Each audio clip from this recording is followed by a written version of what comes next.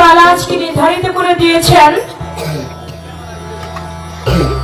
এলমে বেলায়েত মোহরে নবুয়াত। এলমে বেলায়েতের ভূমিকায় রেখেছেন আমি চন্দ্রা আমাকে, নবুয়াতের ভূমিকায় রেখেছেন বাংলাদেশের সুনামধন্য গায়ক আমার ভাই সাত্তার সরকারকে। চমৎকার করে নবুয়াতের যে পালা সেখান থেকে অতি মূল্যবান দুটি গান রেখেছেন, বড়ই চমৎকার। একটি গান রাখলেন নূরে থেকে, কুল কায়নাত সে দেখতে পেল, রেখেছিল নবীজির নূর মতির এক গ্লাসে। নূর থেকে একটি গান, আরেকটি গান রাখলেন নবুয়াত থেকে। সেই গানটি হচ্ছে রাখিলেন নবীজির পরে আল্লাহ পাক যার নাম মোহরে নবু। সুন্দর দুটি গান। তবে আমি বেলায়েতের পালাটা আমাকে দিয়েছেন, আমি দরদির নামটা জানো কি, আমিনুর পীর সাহেব, আয়োজিত অনুষ্ঠানের সম্মানিত সভাপতি। তবে তিনি একটা কথা বলছেন যে বেলায়েতের পালা এটা আসলে নবুয়াত, তো মেয়েরা তো নবী হয় না, মেয়েরা হচ্ছে মায়ের জাত, মা ফাতেমার অংশীদার, তাহলে তারা বেলায়েতের অধিকারী হয়।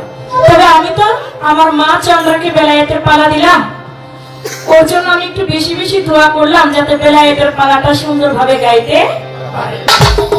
বড় ভালো লেগেছে আপনার এই কথাটি, কারণ আমি চন্দ্র এসেছি আপনাদের দোয়া নেবার জন্য, আমি আপনাদের বদদোয়া নিতে আসি নাই। তবে আপনারা দোয়া করবেন আমি যেন আপনাদের গুরু নাম আজকে রাখতে পারি। বেলায়েত মানে তো আল্লাহর ওলিদের নিয়ে গুণগান করা, তো আমি যেন আপনাদের প্রত্যেকের পীর মুর্শিদের নাম যেন আমার মুখ থেকে কখনো যেন তাদের নাম কলঙ্ক না হয়। তবে আমি এই জায়গাটাতে এই কথাটা আমার দরুদে বলতো না যদি আমি আরো কয়েকবার আসতাম। আমি একেবারেই নতুন, সখীপুরে আমি আগে কখনোই আসি নাই, তবে এর আশেপাশে অনেক জায়গায় এসেছি। এটা আমার ফরিদ পীর সাহেবও জানে, বা এখানে যারা আসছে তাদের মধ্যে হয়তো অনেকে অনেক জায়গায় আমার গান শুনেছে, কিন্তু এই জায়গাটাতে আমি নতুন। তারপর আপনাদের দোয়া চাই, দয়া চাই, দয়া আশীর্বাদ থাকলে মাওলা চাইলে ভালো হইলে হইতে পারে। আমার কোনো শক্তি নাই, সমস্ত শক্তি ক্ষমতার মালিক আমার আল্লাহ। বেলায়েত আমার কাছে প্রশ্ন করলেন, বেলায়েতের যুগে অনেকেই আমার দয়াল নবীর দুরূদ দাঁড়িয়ে তারা কিয়াম করে না, এই বিষয়টা থেকে বলতে হবে। আরেকটি কথা, বেলায়েত শক্তিটা কি, বেলায়েত কোন ধাতু হতে উৎপত্তি, বেলায়েত শক্তি কি, এবং আমার আল্লাহ পাক আওয়ালু মা খালাকাল্লাহু মিন নূরি, আবার পরক্ষণে বললেন আওয়ালু মা খালাকাল্লাহু ইশক। ওই ইশক যখন বলল, ইশক থেকে তিনটি শব্দ বের হলো, তিনটি শব্দ কি, এবং এই বিষয় বেলায়েত কি, বেলায়েত শক্তিটা কি, বেলায়েত কোন ধাতু হতে উৎপত্তি, একটা গান গাবো, গানের মধ্যে জবাব হয়ে যাবে। আশা করি লক্ষ্য করে শুনলেন যে বেলায়েত শক্তিটা কি, বেলায়েত বিষয়টা কি, সেখান থেকে আগে একটি গান, তারপরে কিছু বলা চেষ্টা করব।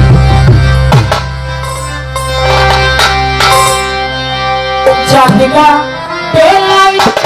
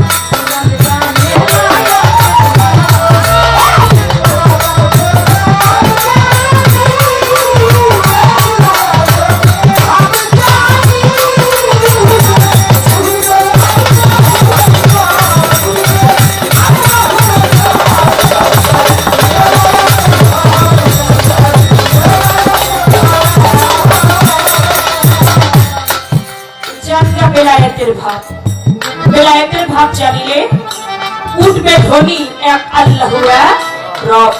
জানগা বেলায়েতের ভাব, বেলায়েতের শক্তিটা কি আমার কাছে প্রশ্ন করেছেন। বেলায়েত হয় আমার স্বয়ং রাজার ঘর, স্বয়ং রাজাকে আমার আল্লাহ। তাহলে শক্তিটা কার? আমার আল্লাহর শক্তি। কার শক্তি? আমার আল্লাহর শক্তি। এই শক্তি কার উপর বর্ষিত হয়? আল্লাহ ওয়ালা যারা তাদের উপর বর্ষিত হয়। তাই বেলায়েত হইল আমার আল্লাহর ঘর, স্বয়ং রাজার ঘর। ওই ঘরে যাবি যদি তুই এ দেশের হক পর। তুমি বান্ধব মায়া রশি হও মুর্শিদের দাসী, মুর্শিদের দাসী হইয়া সাজ নিষ্কামী বৈষ্ণব। জানগা বেলায়েতের ভাব। বলছে জিকির হরদমে যে কয় আমার আল্লাহর কথা, আল্লাহ যদি কয় তোর বাকিসের ঘর। বন্ধ করো দেবের দ্বার, নফি ইসমাতের আকার, খানা ফিলাই পৌঁছে গেলে যাবে তোর বাজি কি সব। এখন কথা আসতে পারে আল্লাহর কথা, আল্লাহ যদি কয়। আমার আল্লাহ পাক বলে সূরা ইউনূস ৬২ নম্বর আয়াত, আমার আল্লাহর ওলির কোনো ভয় নাই, তারা কোনো চিন্তিত না। আমার আল্লাহর ওলির সঙ্গে যে দুশমনি করে আমি আল্লাহ তার সঙ্গে যুদ্ধ ঘোষণা করি।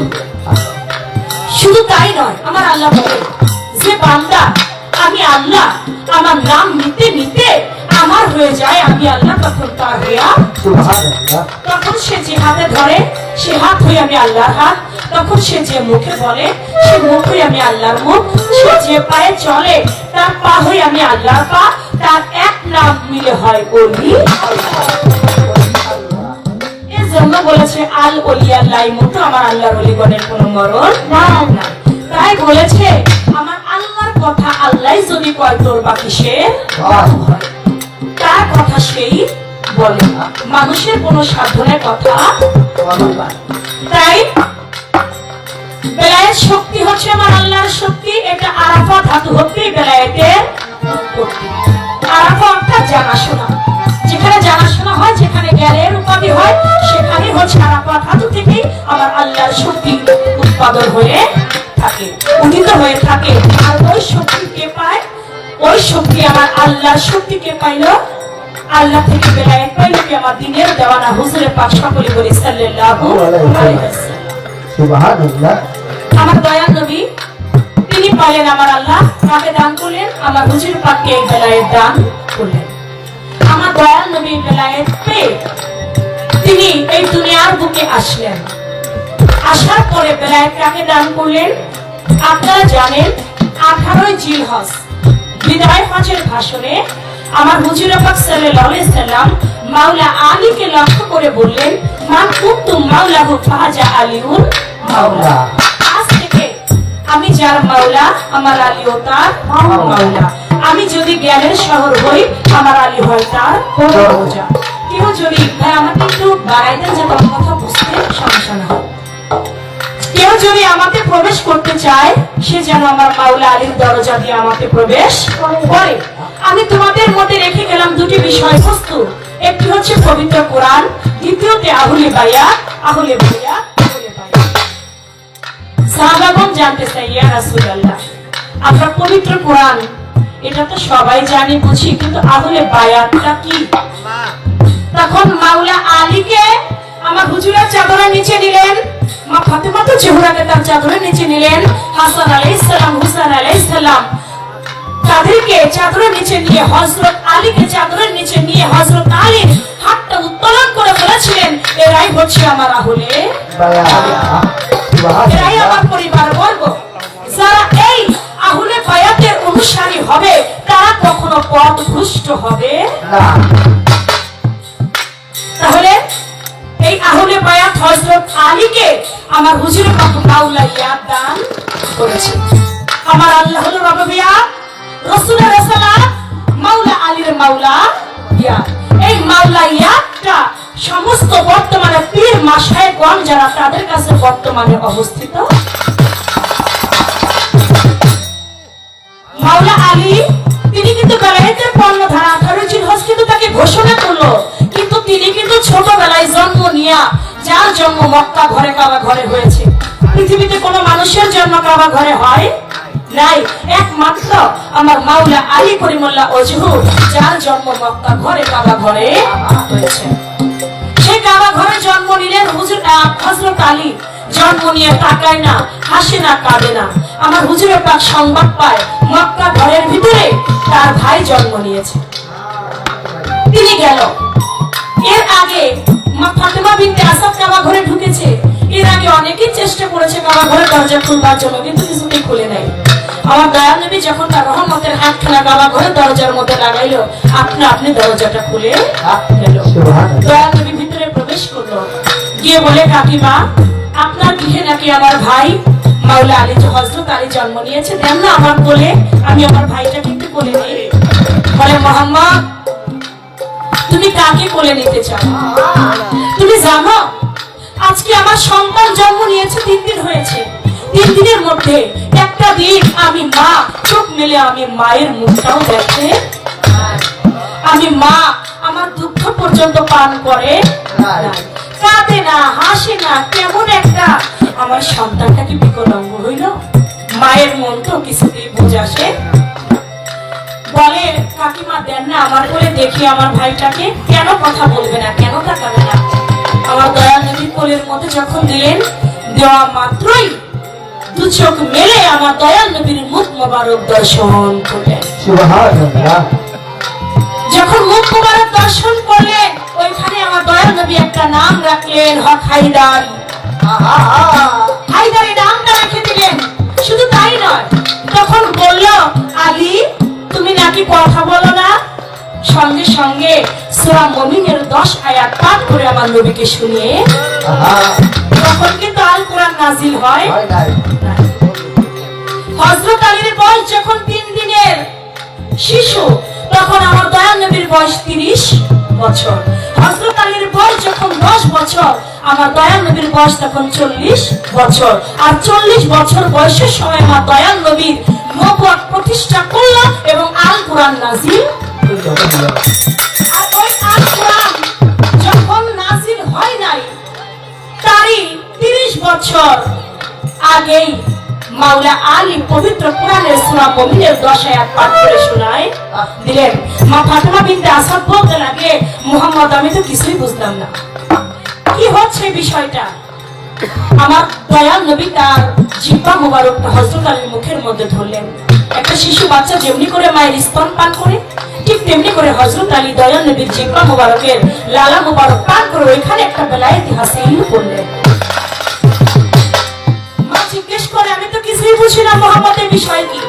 আমার দয়াল নবী বলে, কাকিমা সৃষ্টির মূলেই হযরত আলীর সঙ্গে আমার সঙ্গে ওয়াদা ছিল, দুনিয়াতে এসে আমার মুখ না দেখে তার মায়ের মুখ তিনি দেখবে না। আমার মুখের জিহ্বা মুবারকের লালা মুবারক পান না করে, আমার থেকে বেলায়েতি হাসিল না করে তিনি তার মায়ের সঙ্গে কথা বলবে না। এটা আলীর সঙ্গে আমার সঙ্গে সৃষ্টির মূলেই ওয়াদাবদ্ধ ছিল।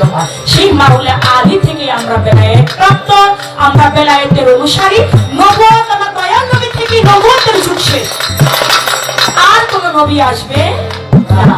দয়াল নবীর পরে আসলো বেলায়েতের যুগ, আর বেলায়েতের যুগে হচ্ছে পীর কামেল ওলি আউলিয়া।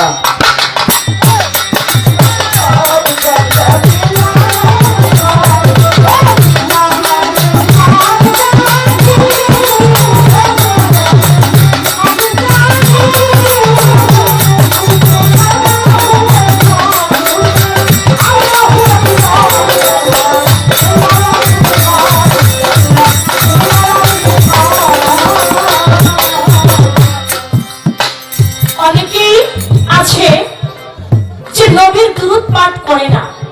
প্রশ্ন করেছেন আমার কাছে, তারা নবীর দুরূদ চললে দাঁড়ায় না, তাদের উপায়টা হবে কি? দেখেন, উপায়ের মালিক হচ্ছে আমার আল্লাহ, কোন বান্দা নয়। তবে হ্যাঁ, দয়াল নবীর নামে দাঁড়িয়ে কিয়াম করাটা এটা হচ্ছে মুস্তাহাব, অধিক নেক হয়। এখন কেউ যদি চায় যে তার নেক হোক, তার আমল নামায় আমল হোক, তাহলে সে দাঁড়াবে। আর যদি সে না চায় যে আমার আমল নামায় নেকের দরকার নাই, আমি অনেক পুণ্য করছি, আমি নিজে অনেক বড় একটা বিশ্বাস হয়ে গেছি, আমার দাঁড়ানোর কোনো দরকার নাই, সে দাঁড়াবে না। কিন্তু দয়াল নবীর সাধারণ একটা চেয়ারম্যান, উপজেলা চেয়ারম্যান যদি এসে দাঁড়ায়, অনেক মানুষ আছে চেয়ারটা ছেড়ে দিয়ে তাকে বসতে দেয়। আর যেই নবী না হইলে কোনো কিছু হইতো না, সেই নবীর দুরূদ পড়লে, আমার দয়াল নবীর দুরূদে আমাদের প্রত্যেকটা মুসলমানের ইমানি দায়িত্ব হচ্ছে দাঁড়িয়ে কিয়াম সম্মান করা। নবীকে সম্মান করলে আপনার সম্মান কোনোদিন কমবে না, আল্লাহ পাক আপনার সম্মান বাড়িয়ে দিবে। তাই আমরা নবীর একটা নদীর মাছ জেলে ধরে নিয়ে গেল, স্ত্রীকে বলল এত সুন্দর একটা সোনালী বর্ণের মাছ আজকে আমি নদী থেকে পাইলাম, এই মাছটা তুমি কাটো, এই মাছটা আমি খাইতে চাই। নদীর মাছ বটি দিয়ে কাটতে যায়, বটিতে কাটে বলে বটিতে কাটে না, তাহলে ওরে গরম তেলের মধ্যে ওকে ছেড়ে দাও। যখন গরম তেলের মধ্যে ছাড়ে, গরম তেলের মধ্যে মাছ ভাজা হয়, আরো লাফাইতে থাকে। বলে কি ব্যাপার, এটা বটিতেও কাটে না, গরম তেলের মধ্যেও এটা ভাজে না, তাহলে বিষয়টা কি? মাছ বলে মাওলারে, তুমি এই মুহূর্তে যদি আমার মুখের জবানটা খুলে দিতে, তাহলে আমি জেলের সঙ্গে দু একটি কথা। মুখের জবান খুলে গেল, মাছ বলতে লাগলো, জেলে তুমি আমাকে যতই কাটতে চেষ্টা করো না কেন, তুমি আমাকে কাটতে পারবে না, কারণ আমি আখেরের নবীর দুরূদ এত পরিমাণে পাঠ করেছি, দুরূদ পাঠ করতে করতে আমার দেহটা কাঞ্চা বরণ সোনায় পরিণত হয়ে গেছে। চেষ্টা করলো তুমি আমায় কাটতে পারবে না। বাবা, এখন দুরূদ পড়ে যদি আপনার দেহটা সোনা হয়ে যায়, তাহলে আপনি দুরূদ দাঁড়িয়ে কিয়াম করবেন না? অবশ্যই দাঁড়িয়ে কিয়াম করতে হবে, নবীকে সম্মান করতে হবে। ঈমানদার থাকে যার নবীর প্রতি ভালোবাসা আছে, যার নবীর প্রতি ভালোবাসা নাই তার কোনো ঈমান নাই। সে নামাজ পড়ুক, সে হজ করুক, সে যাকাত দিক, ইত্যাদি ইত্যাদি যত প্রকার ইবাদত আছে সবকিছু করুক, নবীর প্রতি ভালোবাসা নাই, আর কোনো ঈমানও নাই। এতটুকুই আমার বেলায়েতের ধারা থেকে যা বলা যায় ততটুকুই আমি বললাম। আপনাকে নবুয়তের ধারা দিয়েছি, পূর্ণাঙ্গ ভাবে আপনি বলবেন। এবার আমার কাছে আরেকটি প্রশ্ন এসেছেন, আওয়ালু মা খালাকাল্লাহু মিন নূরি, বলার পরে বলা হলো আওয়ালু মা খালাকাল্লাহু ইশক। যখন আওয়ালু মা খালাকাল্লাহু ইশক বললো, ইশক অর্থাৎ প্রেম, প্রেম জাগ্রত হইল। এই প্রেম জাগ্রত হবার পরে তিনটি শব্দ হইল। কি শব্দ হইল? আপনারা সবাই জানেন, সেথায় হা হে হু শুয়ে ধ্বনি শব্দ শোনা যায়। ডুবে দেখ না সুন্দরী সোনার মানুষ নাই না চলে, কি জানা কি বলে ইশারা,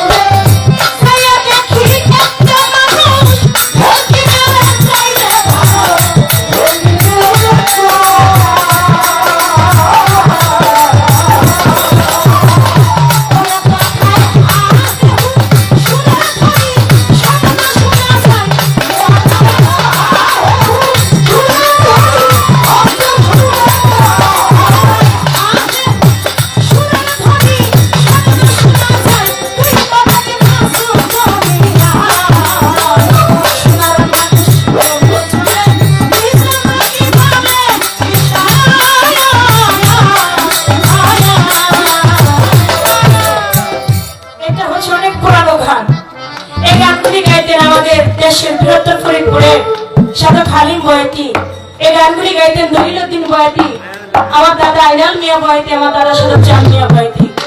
এই গানগুলি তারা গাইতেন। সেই মানুষ দেখিব বলে গিয়েছিলাম নদীর কূলে, যাইয়া দেখি একটা মানুষ ভেলকি মেরে যায়, তথায় হা হে হুসুরের ধ্বনি শব্দ শোনা যায়। ওই তিনটা শব্দ, ওই এশক যখন প্রেম সৃষ্টি হয়ে গেল, তখন তিনটা শব্দ বের হইল, কি হা হে হু। এই ছিল তার কথা, আমি জবাব করলাম। এবার আপনার কাছে আমার প্রশ্ন থাকবে। প্রথম প্রশ্নটা থাকবে আপনার গান থেকে। কোন কায়নাত সে দেখতে পাইল রেখেছিল আমার নবীজির নূর মতির এক গ্লাসে ভিতর। আমার দয়াল নবীজির নূর যখন মতির গ্লাসের ভিতরে রাখলো, রাখার পরে ওই নূর যখন প্রতিষ্ঠা হয়ে গেল, নূরে আমার আল্লাহ পাকের উদ্দেশ্যে, আমার দয়াল নবীর নূর আমার আল্লাহ পাকের উদ্দেশ্যে 7টি ভাষণ দিল। অনেক নেতার আছে না, এসে ভাষণ দেয়। আমার দয়াল নবীর নূর যখন মতির গ্লাসের উপর রাখলো, প্রতিষ্ঠা হইল, তখন দয়াল নবীর নূরেই আমার আল্লাহ পাককে উদ্দেশ্য করে 7টি ভাষণ নূরে দিয়ে ছিল। আপনি বলবেন সেই 7টি ভাষণ কি? সেই 7টি ভাষণের ভাবটা ছিল এই একটা কথা, এটা আপনার গান থেকে। এবার আপনার কাছে আমার কথা থাকবে, আমার দয়াল নবীর নবুয়ত কেউ দেখেছেন এক গুচ্ছ চুলের মতো, কেউ দেখেছেন একটা কবুতরের ডিমের, কেউ দেখেছেন একটা সামিয়ানা ঘুঁটির মতো, কেউ দেখেছেন আবার আইসিলির একটা গুটা মতো, আবার কেউ দেখেছে ইবনে আক্কাস, তিনি দেখলো মোহরের সিল নবুয়ত। আচ্ছা আপনি বলবেন তো মোহরের নবুয়ত এটা তো একভাবে দেখলেই পারতো। কেউ দেখলো একটা কবুতরের ডিমের মতো, কেউ দেখলো এক চুলের মতো, কেউ দেখলো সামিয়ানা ঘুঁটির মতো, আকাশ দেখলো মোহরের সিল নবুয়ত। এই নবুয়ত এত ভাব হবার কারণ কি? এত ভাব হবার কারণ কি? আর কবুতরের ডিমের মতো যিনি দেখছিল তার নাম ছিল কি? এক গুচ্ছ চুলের মতো যিনি দেখলো তার নাম ছিল কি? যিনি সামিয়ানা ঘুঁটির মতো দেখলো তার নাম ছিল কি? যিনি একটা আইসিলির গুটার মতো দেখলো তিনি ছিল কে? তার নাম ছিল কি? আর আকাশের কথা তো আমি বললেই গেলাম, তিনি মোহরের সিল নবুয়ত। এই এত ভাব হবার কারণ কি? এই দুটি কথা আপনার কাছে আমি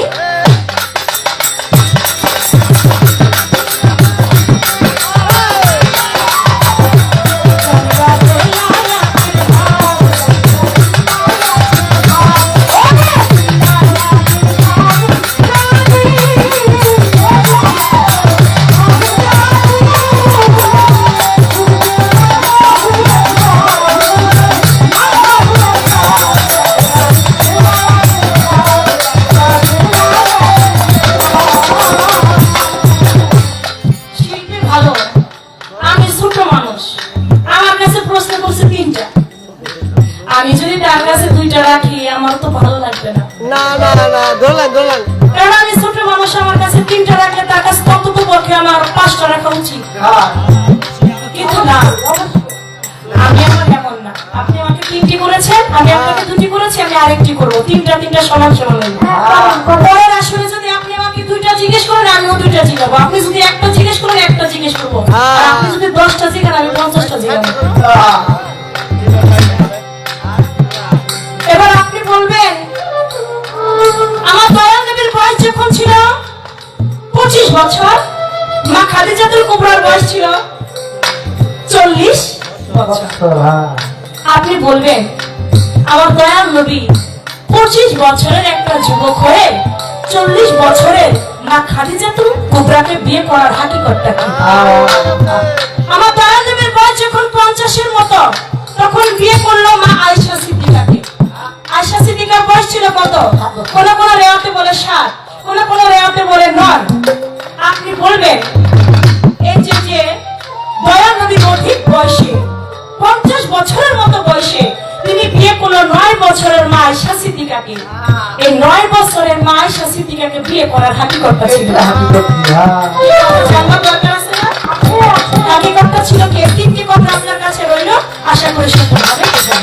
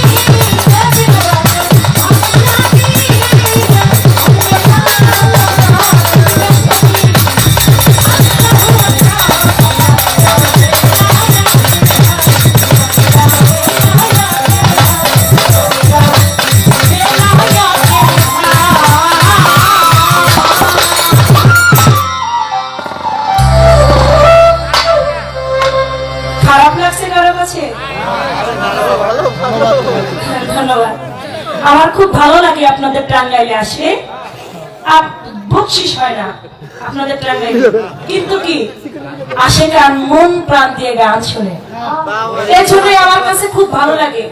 এই কয় তারিখে জানো বাঞ্ছারামপুর গান গেলা? 22 তারিখে না? 22 তারিখে বাঞ্ছারামপুর, এই না 31 তারিখে বাঞ্ছারামপুর গান করেছি আমি। মনে বিশ্বাস করবেন না, যারা ফেসবুকে লাইভ দেখেছে, আমি 53,300 টাকা বকশিশ পেয়েছি। কিন্তু কি সেখানে কিন্তু এই আনন্দটা পাই না, কারণ গানের পরে গান তো, বালজোড়া গান তো গায়া ওরকম ভাবে শান্তি পাই না। যেখানে পালা গান হয় না, পালা গানের মধ্যে কিছু মূল্যবান কথা থাকে, শুধু গানের মধ্যে সেই ভাবটা কখনো পাওয়া যায় না। তবে আপনারা যে শোনার আসে, আপনারা যে এত সুন্দর পরিবেশ দিয়ে গান শুনেন, এটা আমার বকশিশের থেকে অনেক বড় পাওনা, এটা আমি মনে করি। এই পরিবেশটা সারা রাত্র দিলেই আমি চন্দ্রা অনেক খুশি। ইনশাল্লাহ আশা করছি এই পরিবেশটা দিয়ে আপনারা গান শুনবেন। এখনো আপনারা পরিপূর্ণ, যারা এসেছিলেন আমার মনে হয় কেউ যায় নাই, পরিপূর্ণ আছেন। এই পরিবেশটা দিলেই আমি খুশি। তো সেদিক থেকে গান একটা আমার হয়ে গেছে, যেহেতু তিনি পালা থেকে দুটি গান রেখেছেন, আমার যেহেতু প্রথম আসর, আমিও পালা থেকে আরেকটি গান আমি রেখে বসছি, তারপরে আসর থেকে দেখা যাবে কি করা যায়। তার পালা অনুযায়ী আরেকটি গান রাখছি।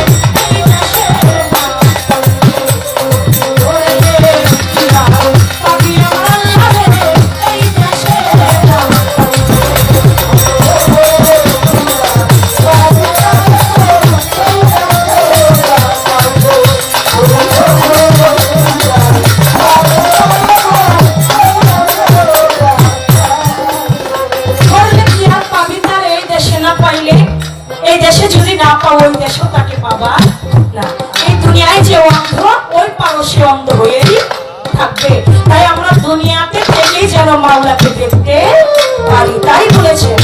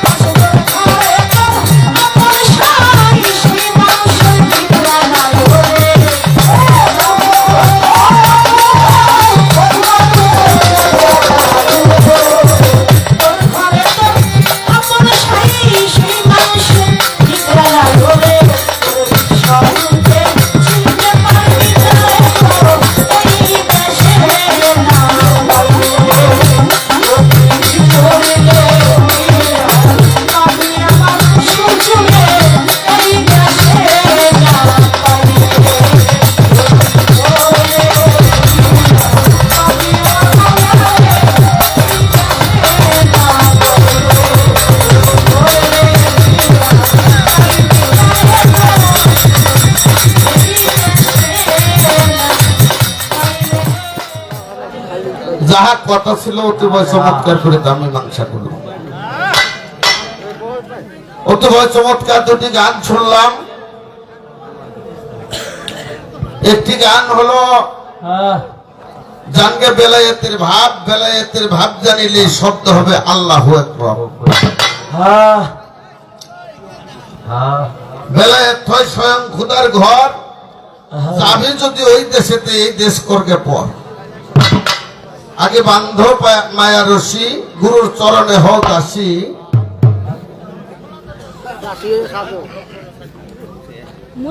দাসী হয়ে মুর্শিদের দাসী হয়ে হবি নিষ্কামী বৈষ্ণব। জানগে বেলায়েতের ভাব দমছে জিকির হরদমে যে কয়, যার কথা সে বলিলে তোর কিসের আর ভয়।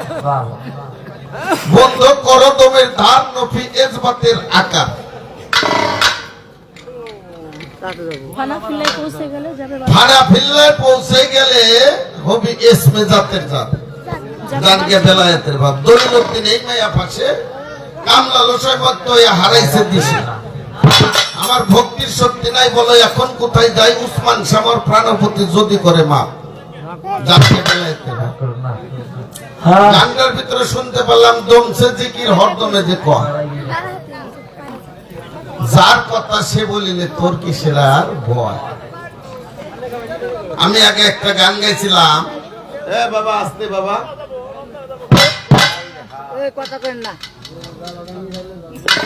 আগে একটা গান করছিলাম, দাখিলের নবীদের তরে আল্লাহ পাক তার নাম মোহর নবুয়ত। সেই গানটা লাস্টের কলিতে আছে, যিনি হয় সকলের নবী নবুয়ত তার কাছে পাবি, হেলাল সরকার কোথায় যাবে ফুরাইলে হায়াত। এই যে দমছে জিকির হরদমে যে কয়, টানিতে আল্লাহ ফেলিতে হু, এই নফিজ বাতের জিকির। তাতে শব্দ হবে কি আল্লাহ।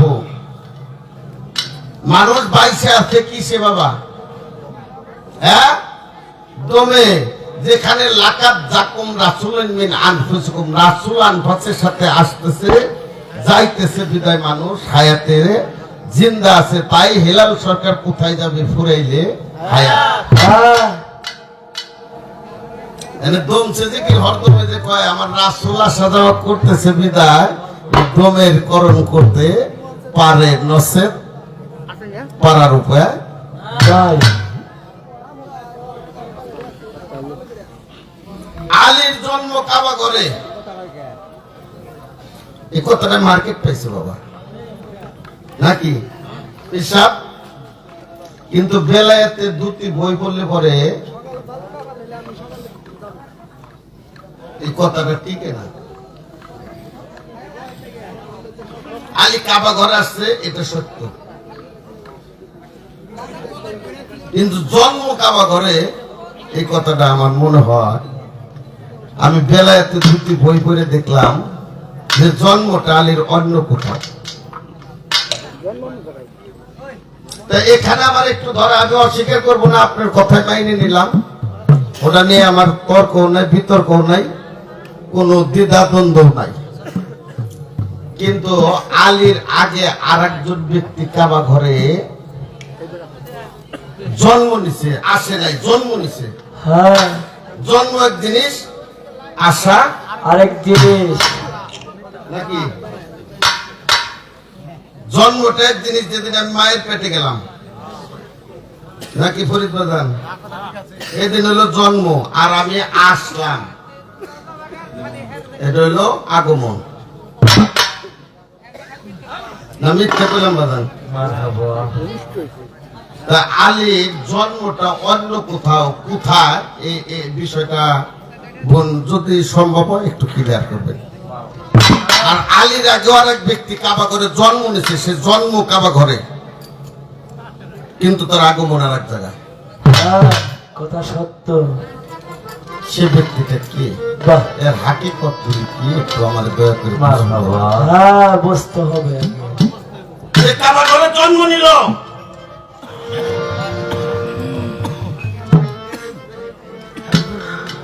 আলীর আগেও তিনটে ব্যক্তি বেলায়েত প্রাপ্ত ছিল। মাওলা আলী মুশকিল কুশার আগেও তিনটে ব্যক্তি বেলায়েত প্রাপ্ত ছিল, আর একজন কাবা ঘরে জন্ম নিছে। সে ব্যক্তিকে আর অন্য দুইজন, তারা কারা, বাহ, কোন বেলায়েত প্রাপ্ত হলো?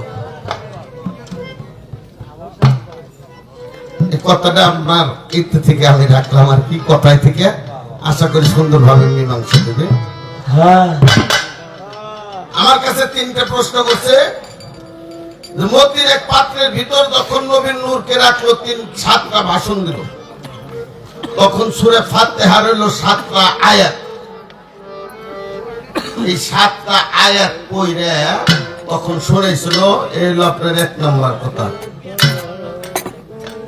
2 নম্বরে কথা, মোহরে নবুয়াত এক একজন এক এক রূপে দেখলো, দেখছে আকাশ দেখছে সিল মোহর, বহিরে পাত্রী দেখছে একভাবে, তারপরে দয়াল নবীর আর এক সাহাবা সেও দেখছে আর এক ভাবে, দেখছে, কিন্তু দেখছে কি দেখছে?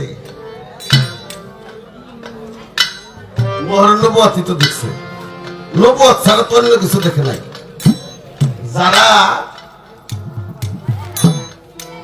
আল্লাহ আল্লাহ হয়ে গেছে তারা কিন্তু নিজের চেহারা রূপ পাল্টাইতে পারে, পারে না বাবা? পারে। পারে না? আর মোহরে নবুয়াত এ তো আল্লাহর দেওয়া ধন, আল্লাহর সৃষ্টি, এ তো রূপ কত রূপে পাল্টাতে পারে। যে ভান্ডে যে যাহা ধরবে ওই রূপ কত তারে দেখা দিছে। বহিরে পাদ্রী দেখছে, তারপরে তাফসীরে পাদ্রী দেখছে, আকাশ দেখছে দয়াল নবীর সাহাবা, তারপরে ইবনে কাসিম দেখছে, তারপরে ইবনে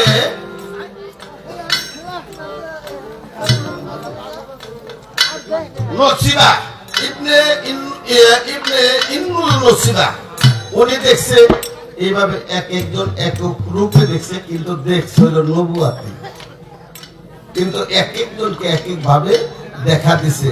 যেমন আপনার বেলায়েতের যুগে পিসাব, একজন পিসাব, আমার আমিনুল পিসাব বা আমার হায়দার পিসাব, এরা কিন্তু একই কথা এক ভক্তের একভাবে বুঝে, আর এক ভক্তের আর একভাবে বুঝে। যেমন দয়াল নবীর সাহাবা ছিলেন আবু বকর সিদ্দিক, হযরত ওমর, যখন নাকি উনি হিজরতে গেলেন, হিজরতে যাওয়ার পর বননাথদারি গোত্রের কিছু বালিকারা তাকে ধপ্পাদায় গান শুনাইতেছিলেন, আর হযরত দয়াল নবী তাদের কাছে কিছু কথা বলতেছিলেন। যখন হযরত ওমর খাতনা পাশ করলো, হুজুর পাক কথাটা বন্ধ করে দিল, কারণ হযরত ওমরের সামনে আর বললেন না। শুধু হযরত ওমর ধমক দিলেন সেই বননাথদারি ছেলে মেয়েদেরকে যে তোমরা গান করো না। আর দয়াল নবী বলল যে ওমর, তুমি যদি না শোনো বাহির হয়ে যাও। কিন্তু ওদেরকে বিরক্ত করো না, নিষেধ করো না। একই কথা একজনকে একভাবে বলছে, আরেকজনকে আরেকভাবে বলছে, একই নবুয়ত এক একজনকে এক একভাবে দেখা দিছে। আর একটা কথা আছে, কঠিন একটা প্রশ্ন আমার কাছে করছে। এই প্রশ্নটার জবাব, কারণ হলো আমার দয়াল নবীর বয়স যখন 25, তখন 40 বছরের মেয়ে মা খাদিজা কুবরাকে উনি বিয়ে করেন। 25 বছরের বালক হয়ে খাদিজা কুবরাকে বিয়ে করার হাকিকত কি? আমার দয়াল নবীর বয়স যখন 50, মেরাজে যাওয়ার আগে, তখন উনি 9 বছরের কন্যা আবু বকর সিদ্দিকের কন্যা মা আয়েশা সিদ্দিকাকে বিয়ে করেন। এর হাকিকত কি? আমার বলতে হবে। আমি বলবো আগে একটা গান, নবুয়ত থেকে আমি গায়ে লই, তারপরে বলার চেষ্টা। হ্যাঁ করিব।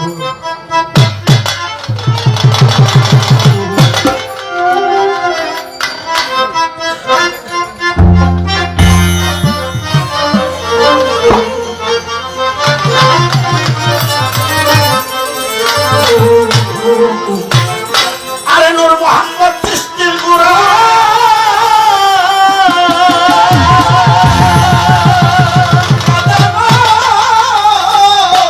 নূর মোহাম্মদ সৃষ্টির গোড়া, হয়েছে নূরের আসরা, জানিতে হয় ওই নূর প্রাপ্ত হইয়া বাদান, জানিতে হয় ওই নূর প্রাপ্ত হইয়া নবুয়তের সাগরে ডুব দিয়া, নবুয়তের সাগরে ডুব দিয়া যায় না পাইয়া, নবুয়তের সাগরে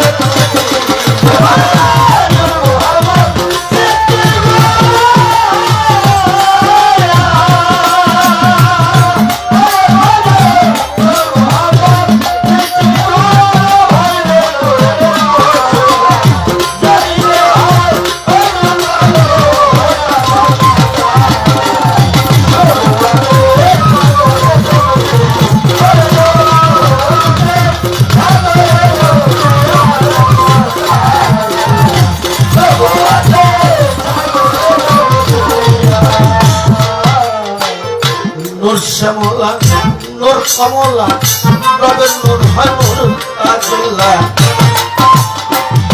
পঞ্চভাগে বিভক্ত করিয়া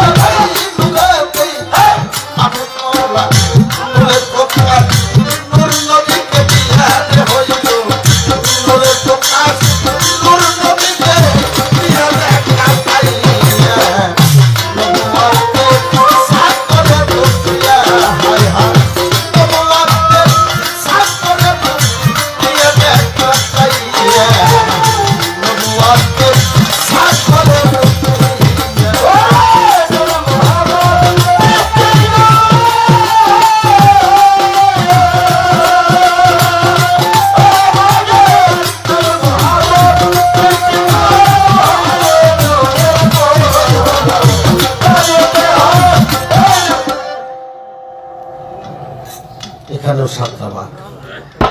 হ্যাঁ সেদিন মতির পাত্রের ভিতর রাইখে এই 7টা নূরের ভাষণ দিয়েছিল, সূরা ফাতিহা দিয়ে 7টা আয়াত পড়ছিল, তার সাথে অ্যাড করে এই 7টা নূরের ব্যাখ্যা করছিল যে নূর শ্যামলা নূর কমলা রবের নূর হয় নূর তাজুল্লাহ পঞ্চভাগে বিভক্ত করিয়া আর নূর হুনারু হয় নূর আলা আলা নূর যে নূরেতে মাবুদ বলা ওই নূরের প্রকাশ হলো আমার নূর নবীর দিয়া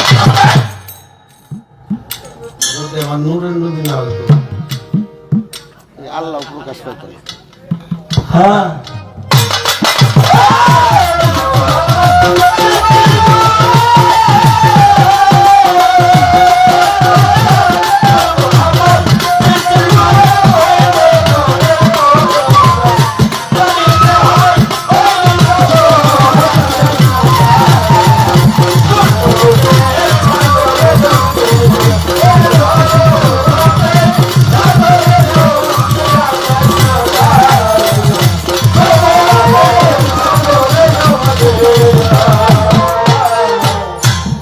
নূরের যোগ মিলনে আসছে কারমাশকে প্রাণে জন্মকেতে রহিম প্রকাশিয়া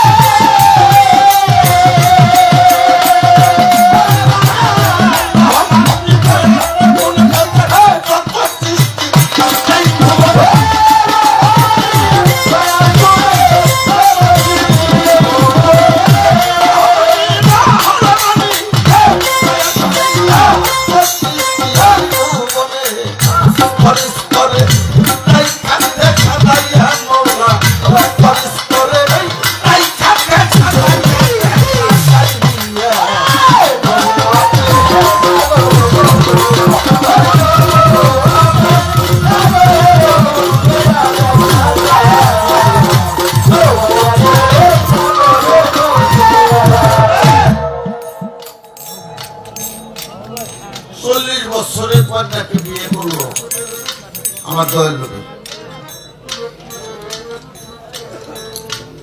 এটা গানের আসর গভীর দেশে আমি যাইতে পারবো না কারণ বেলায়েতের ভাগটা হলো আপনার আমার নবুয়াতে থেকে আমি প্রশ্নটার জবাব দেবো খাদিজা কুবরা ছিলেন ধনাঢ্য ব্যক্তি ছিলেন না বাবা যখন ইসলাম প্রচার করবে দয়াল নবী বাজান ধর্ম করবে গেলে টাকার প্রয়োজন আছে আছে না শক্তির প্রয়োজন আছে লোকের প্রয়োজন আছে যেমন ওমর খাত্তাবের যুগকে বলা হয় স্বর্ণের যুগ তেমনি দয়াল নবী খাদিজা কুবরা দয়াল নবীর প্রেমে পড়ে তার সমস্ত ধন সম্পদ ইসলামের জন্য সে বিলীন করে দিলেন আর সেই জন্যতে আমার দয়াল নবী খাদিজা কুবরাকে বিবাহ করলেন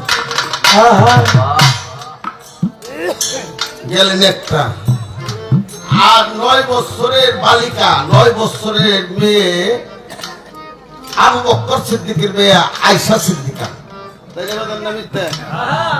তাকে বিয়ে করলেন হ্যাঁ এই প্রশ্ন যদি আমারে করেন আমি কোন দেশে যাওয়ার পারি আমার দয়ালের একটা গান আছে আমি একটু ইঙ্গিত দিব বাবা কলা দিব ছুইলে দিন দেয় আমার দয়ালের একটা গান আছে ঝরা ফুলে হয় না পূজা ইহা ঝরার আগে তুলিতে হয় আছে যে ফুলে মর বসন্তে 40 দিন আগে সহস্রারে অনুরাগে ফুটে সে ফুল 4 ভাগে 3 ভাগ কেবল পুষারে রয় এক কলি তার গোপন থাকে চাঁদ উঠিলে মায়ের বুকে সাধনে ডাকিলে তোকে করবি সাধন মন যদি এখানে কিছু বেলায়েতের যুগে পীর মুর্শিদ ওলি আল্লাহরা যে কর্মটা আমার দয়াল নবী এই 9 বছরের কন্যা 12 বছরের সময় যখন নাকি এই কর্মটা করছিল এই বেলায়েতের যুগে এখন পর্যন্ত পীর মুর্শিদ ওলি আল্লাহ সেই কর্মটা এই যে জরা ফুলে হয় না ফুলের ঝরার আগে তুলিতে হয়। আছে যে ফুলে মর দিন রয়ে মর। যে জ্বরে নাই বিদায় দয়াল নবী 9 বছরে মেয়েরে বিয়ে করছে। আরে হ্যাঁ হ্যাঁ রশিদ সরকার কইছে জেন্দে বাইরেছে মানসির মাথা হেন হয় না হ্যাঁ নাকি দয়াল এর মুরার আমি বলে পারম না বল এর মুরার আমার বলার কোনো কায়দা নাই। যারা ফুলের সাধন করে, যারা করণ করে, কাটন করে, তারা এখন পর্যন্ত যায় ওই জরা ফুলের সাধনা তারা করে না, জরা রাখে সেটা তুলে না। হ্যাঁ এর মুরার আমি বলতে পারবো না। ধন্যবাদ জানাই। এবার আমি একটা কথা রাখছি, আর একটা কথা আমি রাখতে চাই। এই যে বেলায়েত মওলা আলীকে দিলেন, আপনি একটা কথা বলছেন যে নবীর যুগে নবী উফাত হয়ে গেছে, এখান থেকে নবুয়াত খতম করা হয়েছে বলছে না? আসলে নবুয়াত নবী নবী চলে গেছে কিন্তু নবুয়াত যায় না। নবী তার দেহ পর্দা নিছে, এটা রহিত করা হয়েছে কিন্তু বাতিল হয়ে গেছে। নবুয়াত ছিল, আছে, থাকবে।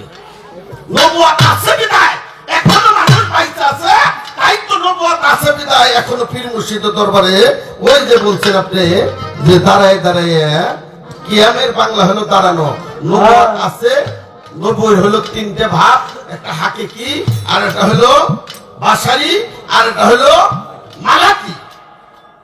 উনি বলছে আমি রেসালা গায়েব অবস্থায় যেমন ফেরেশতারা আমাদেরকে দেখে, আমরা ফেরেশতাদেরকে দেখি না, তেমনি আমি চারটে মজলিসে হাজির নাজির থাকি। একটা হলো আশিকি মজলিস, একটা মিলাদ মাহফিলের মজলিস, একটা ওয়াজের মজলিস, আর একটা হলো জিকিরের মজলিস। যখন আমার উম্মতটা দাঁড়ায় দাঁড়ায় আমার নামে দরুদ সালাম পেশ করে, তখন আমি রিসালা গায়েব অবস্থায় সেখানে হাজির নাজির থাকি। এটা বিশ্বাস করে ইমান আকীদা আনে, বিদআত মানুষ তার সম্মানে তাজিবে দাঁড়ায় যায়। কিন্তু এই কথাটা আপনি একটা জ্ঞানী গায়ক হয়ে বৈরে বরের ঘরের হয়ে এই কথাটা আর কোন হানে কইেন না যে নবী শেষ হয়ে গেছে, নবুয়াত তো শেষ হয়ে গেছে, বাতিল হয়ে গেছে। এটা রহিত করা হচ্ছে।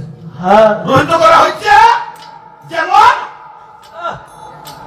কাবা ঘরের মূর্তি ভাঙা গেছিল মওলা আলী মুশকিল কুশা আতোয়ার নবী, সেখানে বলা হয়েছে যে আলীর কান্দের পর পাও রাখা যাবে না, কারণ আমি নবুয়তের যুগ রহিত করবো, বেলায়েতের যুগ চালু করবো, অতএব আলীর কান্দের পরে পাও রাখা যাবে না। সেদিন আলী একটা জায়গায় পৌঁছেছিল, আমার শুধু জানা দরকার। নবী আনছে মেরাজে যাই আনছিল নবুয়াত শরীয়ত নাকি বাবা? শরীয়ত আনছে নবুয়ত না। নবুয়ত শরীয়ত তরিকত এই তিনটা আনছে। বেলায়েতে দুটি কিতাব পড়ে দেখবেন আপনি। আর আমার শুধু জানা দরকার উনি আলীর দিয়ে কি দুইটা জিনিস আনাইছিল, কি দুইটা জিনিস আনাইছিল, সেদিন কিভাবে আনছিল তার হাকিকতটা। এই দুইটা প্রশ্ন আপনার কথাই থেকে একটা প্রশ্ন রাখছি, আর এখন একটা প্রশ্ন রাখলাম। এই দুইটা প্রশ্নের জবাব দিবেন।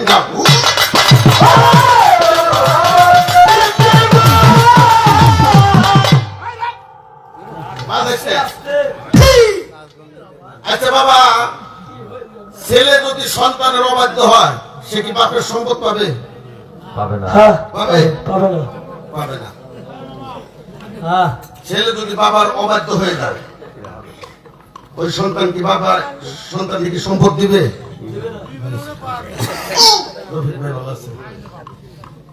এখন আমার শুধু জানা দরকার আল মওলা আলী মুশকিল ঘোষাতে বেলায়েতের বাদশা, বেলায়েতের বাদশা হলো উনি দয়াল নবীর তিনটা হুকুম অনার করে,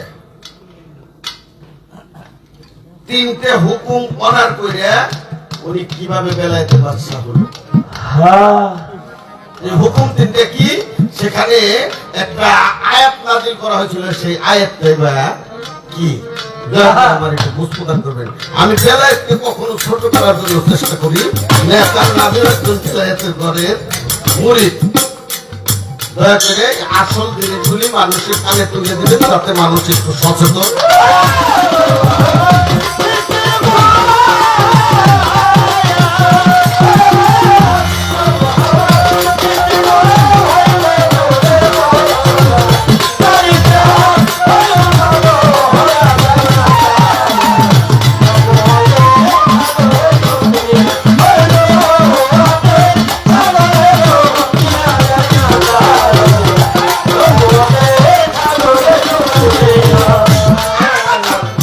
আল মোহাম্মদ ভক্ত দ্বারা ওর খবর পাইছে তারা, রসদ গেল দিশাহারা হইয়া আমার দয়াল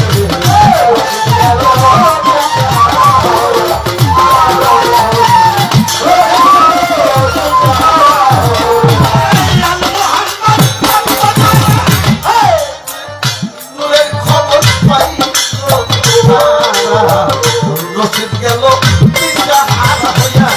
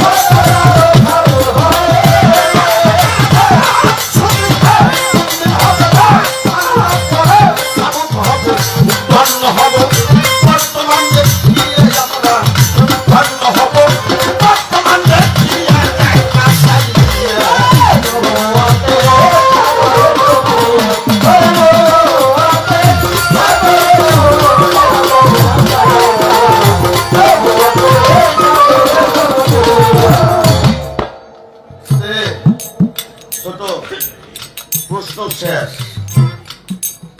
বাবা জানেন বিষয়টা আপনারা, যে কাবা ঘরের কথা আমার বোন চন্দ্রা সরকার বলছে, এই কাবা ঘরের সবথেকে বেশি দিন ইমামতি করছে কি?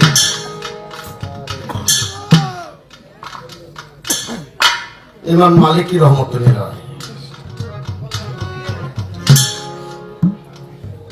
সবথেকে বেশি দিন ইমামতি করছে ইমাম মালিকি রহমতুল্লাহ আলাইহি। 10টা বছর কাবা ঘরে ইমামতি করছে। কাবা ঘরের ইমাম হওয়া কি বাদান সহজ কথা?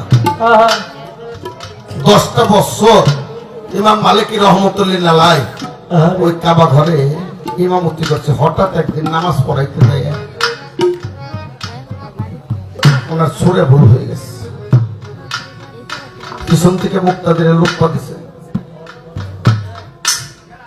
উনি একে একে 3 বার যখন সুরে ভুল করছে, সুরে ভুল করলে ইমাম সুরে ভুল করলে কি বাজার নামাজ থাকে? পিছন থেকে হ্যালো মুক্তাদি দাঁড়ায় গেছে, ইমাম সাহেব ইমাম মালিকি রহমতুল্লাহ নামাজ থেকে জোর হাত করে দাঁড়াইছে যে বাবা বাজানরা ভাইরা আমার, আমি আর আপনাদের ইমামতি করতে পারবো না।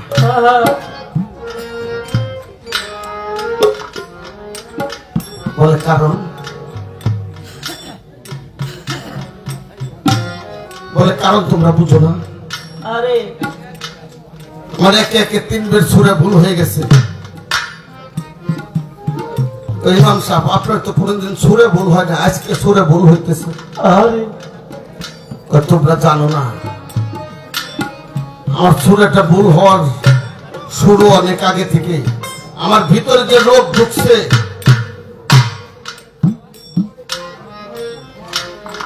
আমি সেই রোগের চিনতে ইমামতি করতে গেলে আবার সুরে ভুল হয়ে যায়।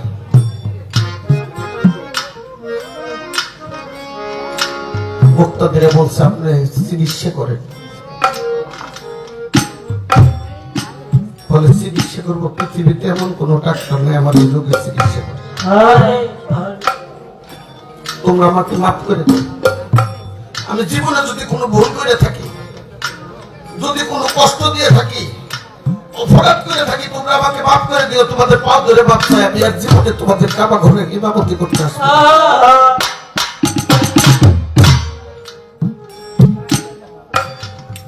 বলে আপনি এমন কি করলেন? আমাদের কোনো ভুল হলে আপনি ক্ষমা করে দিয়ে। সবাই চলে গেছে বাবা, সবাই চলে গেছে। গভীর রাত্রে ইমাম মালিক রহমতুল্লাহ চলে গেছে কাবা ঘরে। পাথরের কাবা ঘরে চাপড়ে ধরে বলতেছে, কাবা ঘরে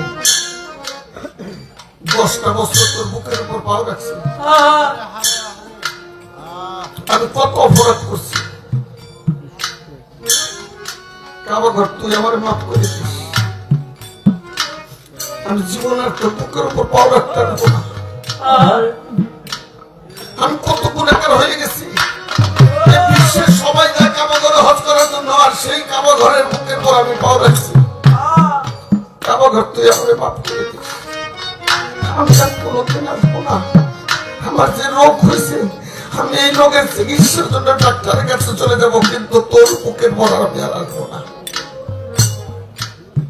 কাবা ঘর ফরিয়াদ করছে, বারে লাগি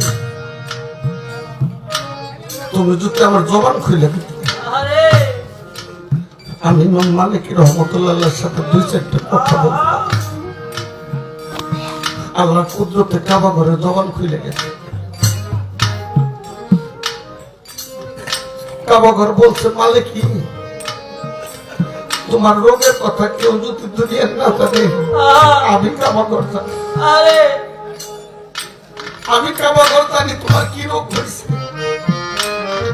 ও মালিকি রহমতুল্লাহ আলাইহি, তুমি নামাজ পড়াইতে যায় যখন সূরা পড়ো, তোমার মনটা কাবা ঘরে থাকে না, নামাজে থাকে না, তোমার মনটা চলে যায় মদিনা বলো।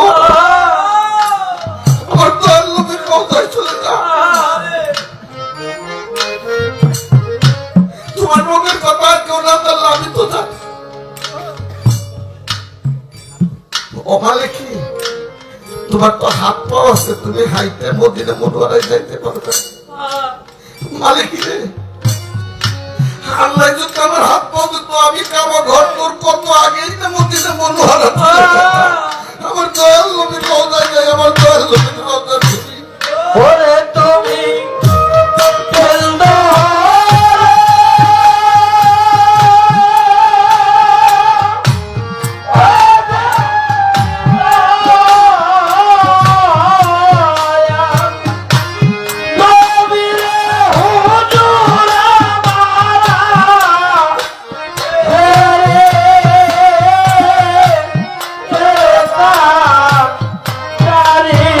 Hey!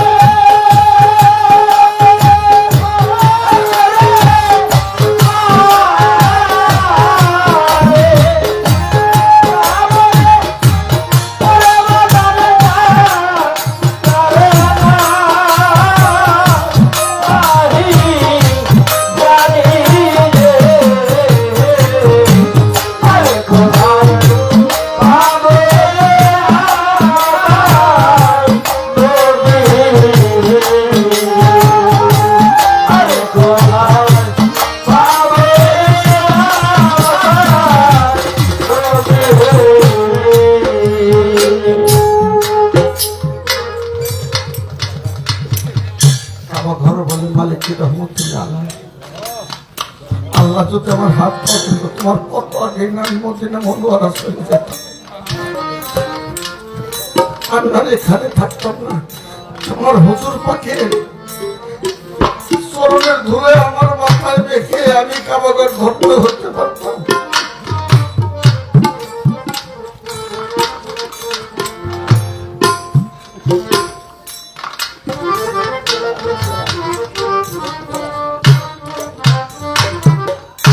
ওরে ভক্ষ বরা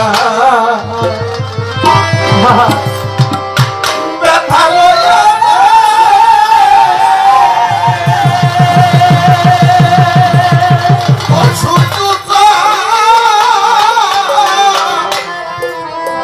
আমি কাঁদি বসে নির্জনে,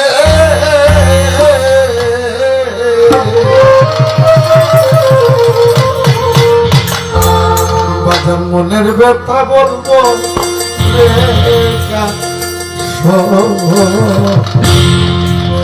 আমার দরদি নাই মনে, মনের দুঃখ বলবো রেখা আমি ভক্ষ মরা ব্যথা